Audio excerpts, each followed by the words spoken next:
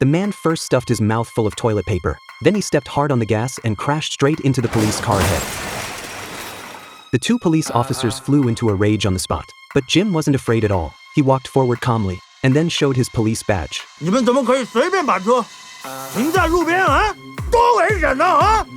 The reason Jim did this was because he had hit and killed someone while driving. He wanted to cover up the crack on his windshield. Although the two officers were angry, since Jim was from a higher authority, they could only bow their heads and apologize. In this way, Jim successfully had his windshield replaced. Unexpectedly, as soon as Jim returned to the police station, he was called to an emergency meeting. Interpol requested their assistance in a case. The target was a drug dealer. When the photo appeared, Jim froze. The person in the photo was exactly the one he had hit and killed the night before. At this moment, he regretted it deeply. If he had called the police back then, this could have been an opportunity to make a merit, but now he could only continue to cover up the matter. Shortly after, the police launched an arrest operation. Everyone was on high alert. Only Jim was clearly distracted. He wandered around the yard. When he suddenly spotted the dog from the night of the car accident appearing here, he immediately chased after it. After passing through an iron gate, he was shocked to discover that this was exactly the scene of the car accident that night. The brake marks on the ground were still clearly visible. He was thinking about how to deal with these marks